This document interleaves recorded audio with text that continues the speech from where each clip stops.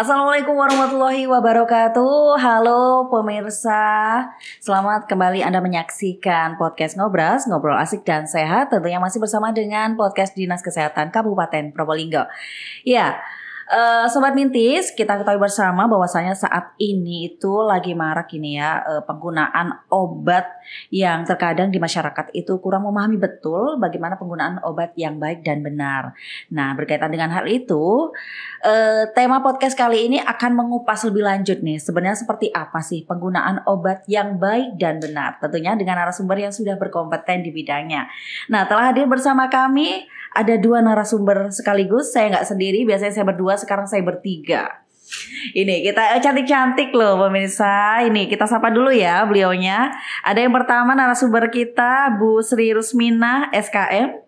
Assalamualaikum Ibu. Waalaikumsalam. Nah, beliau itu Sobat Mintis, Kepala Bidang Sumber Daya Kesehatan Dinas Kesehatan Kabupaten Probolinggo. Bu Rus sehat? Alhamdulillah sehat Mbak. Sehat. Agak lebih muda ya Bu ya? Alhamdulillah. Di bawah balita ini. Di bawah balita ini. Bisa aja kalau sama beliau ini Sobat Mintisnya. Kita geser sedikit, ada juga narasumber satunya. Ini bersama dengan Mbak Hajar Setio Palupi. Beliau subkoordinator farmasi di bidang yang sama dengan Bu Rus ya. Assalamualaikum Mbak Hajar. Waalaikumsalam. Sehat Mbak? Alhamdulillah sehat selalu. Sehat selalu. Harus sehat ya Mbak ya, terutama memberikan pelayanan kepada masyarakat. Iya. Kita ngobrol dulu sama Bu Rus ini. Bu Rus, penggunaan obat yang baik dan benar Bu Rus. Ini khususnya di masyarakat. Sebenarnya bagaimana sih penggunaan obat yang baik dan benar itu Bu? Ya, baik Mbak Amel. Sebenarnya kita di masyarakat itu kita harus menggunakan obat yang baik dan benar. Permasalahan sekarang ini kita masih mendapatkan atau menemui permasalahan di masyarakat ya, khususnya Kabupaten Probolinggo itu permasalahannya masyarakat itu belum memahami bagaimana sih tentang cara memilih obat yang benar. Kemudian yang kedua, bagaimana sih cara menggunakan obat yang benar. Yang ketiga, bagaimana sih cara menyimpan obat yang benar. Dan yang lebih perlu diketahui juga oleh masyarakat, dipahami oleh masyarakat juga, bagaimana sih kalau misalnya ada sisa obat atau ada obat yang kedaluarsa itu bagaimana sih cara membuang yang benar gitu. Ini yang perlu diketahui oleh masyarakat Kabupaten Probolinggo khususnya Mbak. Iya. Berarti tadi kalau Bu Rus itu Bu ya, kalau tadi yang disampaikan seperti Bu Rus itu ada yang namanya singkatannya itu Dagusibu. Iya betul. Betul ya Bu ya, Dagusibu. Nah, dapatkan, gunakan, simpan dan buang. Iya betul. Seperti itu ya Bu Rus ya. Berarti memang kalau misalnya masyarakat Kabupaten Probolinggo ini Bu, terkadang ini ya, kami itu kan masih ada ini sisa obat yang menurut kami ini masih butuh meskipun kami itu sembuh. Berarti alangkah lebih baiknya itu dibuang atau gunakan seperlunya aja ya Bu ya? Iya, tergantung kan ya, tergantung obatnya. Bagaimana yang penting di sini kita melihat apakah obat itu kedaluarsa apa tidak. Kemudian bagaimana cara penyimpanannya, benar apa tidak. Ini kan saling rentetan mulai dari memilih, kemudian menyimpan, menggunakan, dan nanti kalau misalnya ada yang kedaluarsa itu bagaimana cara membuangnya. Kan gitu. Bu, masyarakat sudah paham betul apa belum ini Bu terkait dengan Dagusibu sendiri? Apakah di sini mungkin ada semacam kayak sosialisasi lanjutan, memberikan pemahaman kepada masyarakat? Ini loh cara menggunakan obat yang Dagusibu tadi yang disampaikan Bu Rus. Baik. Sebenarnya kami itu mempunyai organisasi profesi yang namanya IAI. Iya, Ikatan Apoteker Indonesia dan PAVI. Jadi ada dua. Dan beliau-beliaunya itu yang membantu kami Dinas Kesehatan dalam melakukan sosialisasi terkait dengan Dagusibu. baik beliau yang bekerja di klinik, di puskesmas, di rumah sakit, di mana di apotek ya, dimanapun ya, di toko obat yang ada di wilayah Kabupaten Probolinggo, insya Allah mereka sudah melakukan sosialisasi kepada masyarakat. Ya. Namun kita perlu terus-menerus harus memahamkan masyarakat agar masyarakat itu paham tentang dagu sibu ini gitu. Iya, betul. Karena memang saya rasa masyarakat itu sebenarnya sudah paham ya, Bu ya. Cuma kadang kebiasaannya masyarakat itu eman itu tadi, Bu. Jadi ketika obat itu masih ada, selama itu menurut masyarakat berkhasiat sama kesehatannya, jadi disimpan. Nah, berkaitan dengan penyimpanan itu tadi, ini saya pengen beralih ke Mbak Hajar dulu ya, Bu ya. Mbak Hajar, kalau misalnya secara spesifik, Mbak, penggunaan obat yang baik dan benar itu seperti apa? Baik, makasih Mbak Amel. Iya. Amel hari ini cantik banget. Waduh. Pijam 100 dong Mbak Hajar. Oke, gimana Mbak Hajar? Sebelum kita masuk ke situ, mungkin ada perlunya kita jelaskan ulang terkait ini. Pertama, obat itu kan bukan ini ya, seperti makanan yang sembarang bisa dimakan kapanpun dan untuk siapapun. Jadi ada hal-hal yang perlu diperhatikan apabila masyarakat mengkonsumsi obat. Karena tentunya obat ini paling sering dikonsumsi untuk orang-orang yang sedang mengalami gejala sakit dan sebagainya. Oleh karena itu kenapa penting sekali bagi kita untuk benar-benar cerdas gitu ya dalam menggunakan obat seperti itu. Jadi di Indonesia ini Mbak Amel ada penggolongan obat. Nih, jadi ada 4 penggolongan obat. Yang pertama itu adalah obat bebas. Ya, obat bebas itu kalau kita lihat itu logonya hijau. Nah, untuk obat bebas ini bisa dibeli masyarakat tanpa menggunakan resep dokter. Oh, biasanya dibungkus-bungkusnya betul, itu ya. Betul. Iya. Jadi ada lingkaran hijau, ya, betul sekali. Jadi itu maknanya itu. Jadi itu obat bebas. Kemudian yang kedua adalah obat bebas terbatas. Logonya itu apa ya? Biru tua atau keunguan. Ya, mungkin banyak kita temui di obat-obat flu ya. Tuh, jadi untuk dua ini itu adalah jenis obat-obatan yang bisa dibeli tanpa menggunakan resep dokter. Hanya untuk yang obat bebas terbatas ini itu perlu benar-benar dibaca komposisinya, cara penggunaan, kemudian kontraindikasi dan sebagainya. Karena di situ ada larangan ya. Jadi disebutkan bahwa obat keras baca aturan pakai. Jika sakit berlanjut hubungi dokter. Jadi memang obat-obatan jenis bebas dan bebas terbatas itu hanya dipakai untuk mengobati gejala di awal saja. Misalnya sakitnya malam gitu ya, kan nggak bisa ke dokter karena tutup gitu ya besoknya. Nah itu bisa dipakai. Kemudian yang ketiga itu obat keras. Nah obat keras ini bentuknya itu logonya merah, kemudian ada huruf K besar di tengah. Ya itu biasanya contohnya obat-obat antibiotik gitu ya, obat-obat nyeri yang di luar paracetamol seperti itu masuk di logo itu. Nah, kalau yang sudah masuk ini itu obatnya harus resep ya. Betul, harus mendapatkan resep dokter dulu sebelum memanfaatkan. Kenapa? Karena adanya efek samping obat yang mungkin terjadi pada seseorang gitu ya. Karena efek samping ini adalah kejadian yang tidak diharapkan pada saat penggunaan yang normal sesuai dengan aturan pakai gitu. Tuh sehingga kenapa harus menggunakan resep dokter untuk mendapatkan ini. Dan yang terakhir itu ada golongan narkotika. Kalau yang ini sudah jelas mungkin ya, sudah jelas ya. Nggak boleh.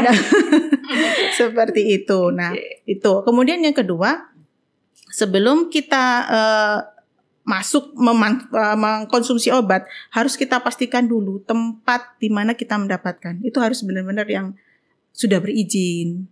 Legal. Jadi memang pelayanan yang bisa memberikan obat yaitu di fasilitas kesehatan, yaitu puskesmas, klinik, rumah sakit ya, seperti itu atau teman-teman yang lainnya, fasilitas kesehatan lainnya. Kemudian yang kedua, untuk fasilitas kefarmasian istilahnya di kita itu ada sarana apotik dan toko obat yang berizin. Seperti itu. Nah, jadi paling tidak kalau pertama dia membeli di tempat yang sesuai, yang legal katakanlah seperti itu, maka insya Allah akan terjamin kualitasnya, mutunya dan sebagainya. Nah, kemudian setelah kita mendapatkannya dengan benar, barulah kita lihat gunakan dengan benar sesuai dengan indikasi. Nah, kalau memang misalnya dia sakitnya sudah 3 hari nggak sembuh-sembuh, udah minum obat bebas atau bebas terbatas tadi, ya wajiblah ke fasilitas kesehatan untuk bertemu dokter. Seperti itu, betul. Oke, tadi Mbak Hajar menyampaikan bahwasanya ada sejumlah sejenis kayak toko obat atau apoteker yang apotek. Sudah. Berarti kan di sini ada data ya? Ada.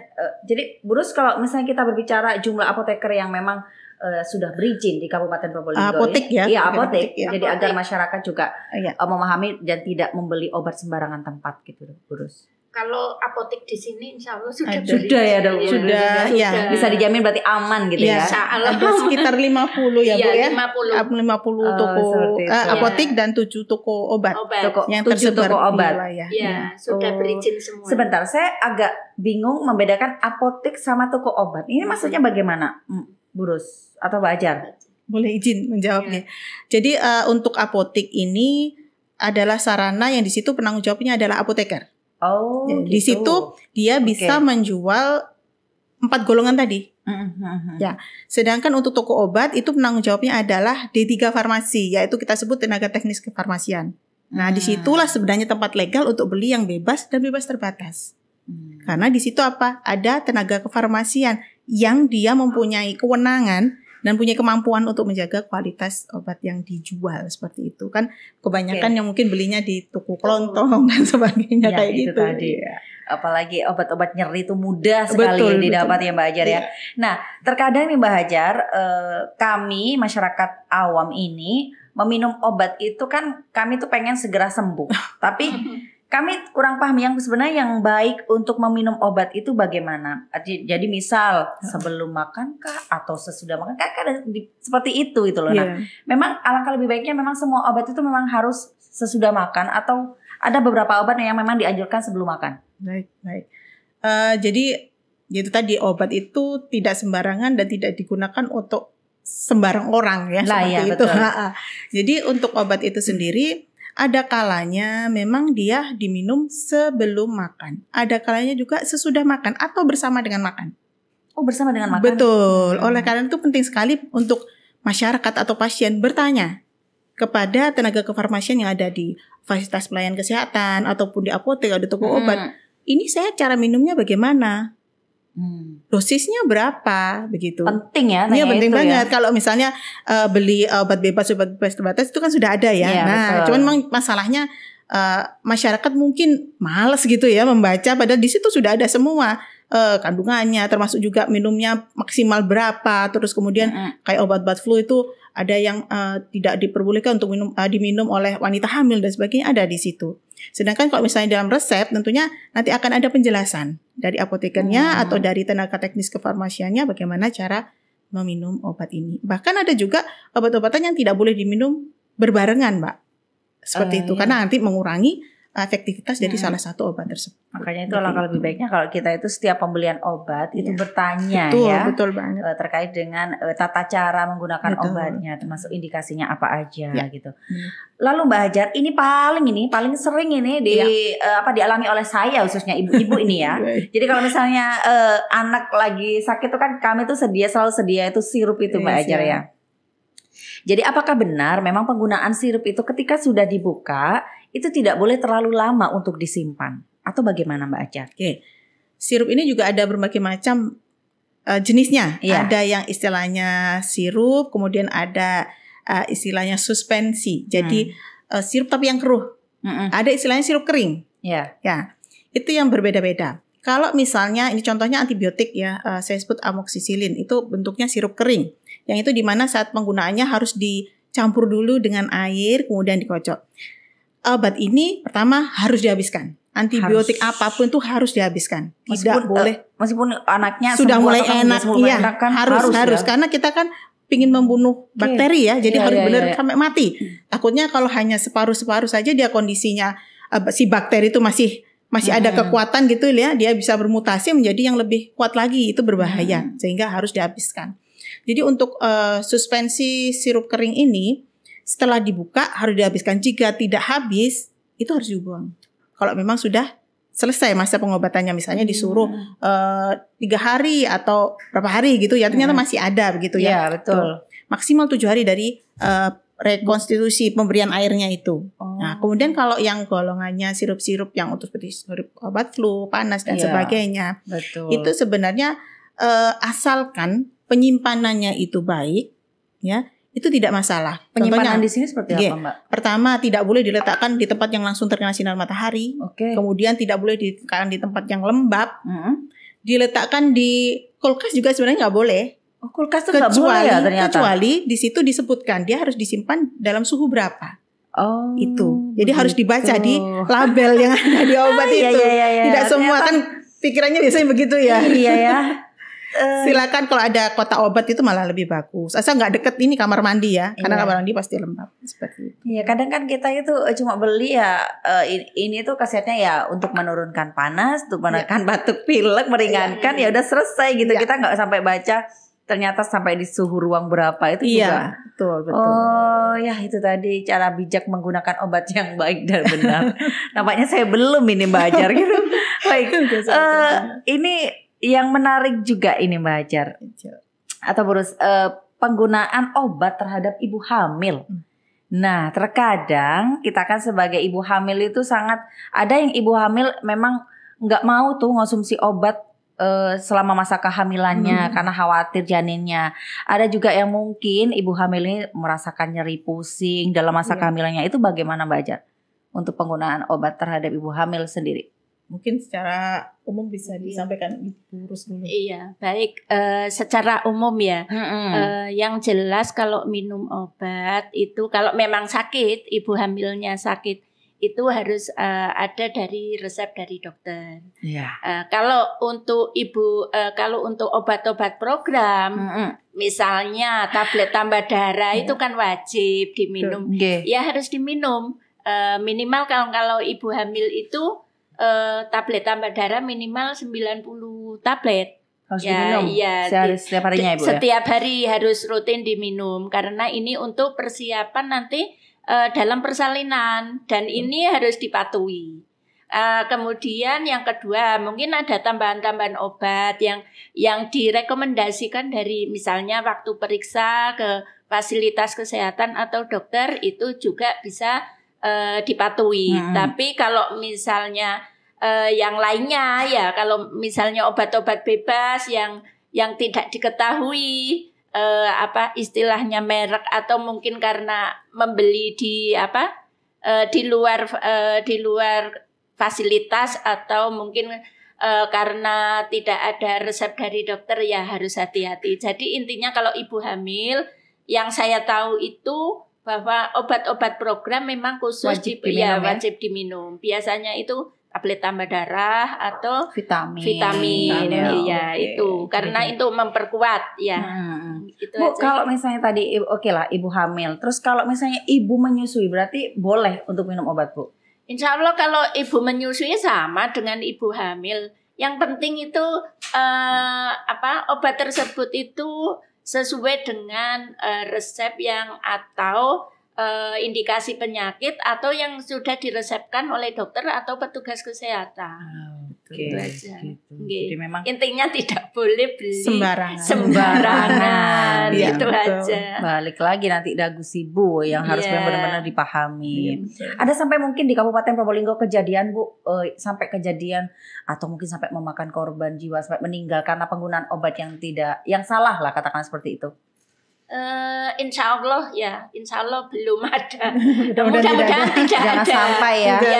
Kalau obat insya Allah teman-teman petugas farmasi yang ada di fasilitas kesehatan sudah mempunyai SOP yang benar, cara penyimpanan yang benar, cara distribusi yang benar. Tapi kita juga butuh dukungan dari masyarakat dalam hal pembacaan label dan tadi yang dijelaskan oleh Bu Hajar.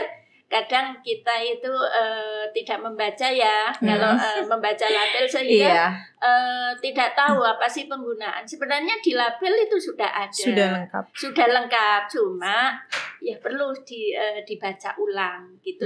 Selain ada penjelasan dari petugas farmasi yang baik ada yang dari puskesmas maupun dari fasilitas kesehatan lain. Oke. Jadi memang ya alhamdulillah jangan sampai ada untuk terkait dengan itu tadi ya penggunaan obat yang sampai memakan korban jiwa gitu ya. Dan memang benar kata Bu Rus ya, bahwasanya kita itu perlu ini peran masyarakat gitu. Jadi semua masyarakat itu sebenarnya pinter ya Bu ya. Pinter. Tapi terkadang malas untuk membaca. Betul. Itu tadi. Gitu. Apapun lah itu gitu. Padahal sudah gitu. Tersedia. Padahal sudah tersedia. Cari gampangnya pokoknya langsung minum gitu maksudnya Bu Rus. Oke. Terakhir Mbak Hajar, ada nggak Mbak mungkin yang ingin disampaikan atau ditekankan ini kepada masyarakat khususnya mengenai makna dari dagu sibu sendiri? Jadi masyarakat, terutama ibu mungkin ya, ibu ini kan dokter keluarga, perawat keluarga, begitu ya, menteri keuangan keluarga, semuanya seperti itu. Kita harus bisa menjaga kesehatan keluarga kita. Pertama yaitu biasakan membaca, apapun itu, baik itu entah makanan, obat, apalagi obat begitu ya, itu harus dibaca. Apakah memang itu diperuntukkan untuk anak-anak, apakah itu hanya untuk dewasa, kalau memang bisa untuk kedua-duanya, dosisnya berapa yang harus dia minum, kapan dan sebagainya. Itu wajib dipahami. Untuk kemudian yang kedua tadi terkait dengan cara penyimpanan, harus benar-benar disimpan dengan baik, dipisahkan antara obat yang diminum, yang kita sebut obat dalam ya, dengan obat-obat luar seperti obat tetes mata, salep dan sebagainya, itu nggak boleh jadi satu. Harus nggak boleh jadi satu. Nggak boleh jadi satu. Kemudian yang ketiga, menggunakannya pun dengan benar gitu ya. Tadi seperti sirup disimpan berapa lama, kalau sudah ini ya expired ya harus segera dibuang. Kadang-kadang kan lupa di lemari obat itu lama nggak atau yang tablet jadi satu, kadang bungkusnya sampai nggak dibuang. Iya, jadi kalau udah kondisinya nggak bisa dipakai, bagaimana cara membuangnya, itu yang harus kita perhatikan. Seperti antibiotik itu tidak boleh dibuang sembarangan, tidak boleh dibuang di selokan, tidak boleh dibuang di kamar mandi, di maaf WC ya, nggak boleh seperti itu karena nanti akan merusak. Jadi pertama yang dilakukan adalah merusak dulu obat itu. Kalau dia tablet harus dihancurkan dulu. Ya, kemudian dipotong-potong dengan ini ya, dengan tempatnya itu ya. Kemudian bisa ini, kalau tidak terlalu banyak, oke nggak masalah kita buang di tempat sampah. Tapi kalau sudah agak banyak, kalau di kami di apotek tuh biasanya kita campur dengan semen, begitu. Jadi setelah kita masukkan semen, kita masukkan di dalam plastik ya, entah itu botol plastik atau apa, kemudian kita tutup sehingga tidak mencemari lingkungan seperti itu. Jadi itu maksudnya kenapa membuang yang baik seperti itu, karena agar tidak mencemari lingkungan. Betul. Seperti itu. Jadi luar biasa sekali ya. Tapi banyak sebenarnya yang akan dibahas terkait dengan dagu sibu itu ya Mbak Hajar ya. Tapi ini waktu ini yang yang ternampaknya harus segera untuk diakhiri ya. Tapi Bu Rus, ada nggak mungkin yang ini disampaikan pada masyarakat, Bu Rus, sebagai closing statement kepada masyarakat? Baik, singkat aja. Iya, marilah kita budayakan sadar obat. Oke. Marilah kita budayakan sadar obat. Maknanya apa itu Bu Rus? Intinya kita tadi kan sudah dijelaskan dari awal, dagu sibu itu. Gitu. Sadar memilih obat, sadar menggunakan, menyimpan, dan sadar kalau kedaluarsa tadi sudah dijelaskan oleh Bu Hajar itu. Membuang ya Bu ya? Membuang dengan benar. Ya, sehingga tidak mencemari lingkungan. Baik. Cukup singkat tapi jelas. Semoga masyarakat meskipun singkat ini bisa langsung memahami poin pentingnya ya Bu ya, terkait dengan kegiatan podcast kita pada kali ini. Bu Rus, terima kasih ya Ibu atas waktunya. Sama-sama Mbak. Next kita ngobrol. Next kita ngobrol tema lain lagi ya Bu ya. Siap gitu. Mbak Hajar 24 jam. Asal gak bentrok sama kegiatan lain gitu. Mbak Hajar, terima kasih ya Mbak atas waktunya dan sudah berkenan untuk hadir di podcast Ngobras ini. Ya, pemirsa, seperti yang disampaikan kedua narasumber kita tadi, bahwasanya ingat ya, dapatkan, gunakan, kemudian simpan dan buang obat dengan benar. Jadilah masyarakat yang cerdas menggunakan obat, seperti yang disampaikan tadi Ibu Rusmina. Akhir kata, saya Meli Subandi mewakili kerabat kerja yang bertugas mengucapkan terima kasih. Wassalamualaikum, dan kita jumpa lagi di Ngobras selanjutnya.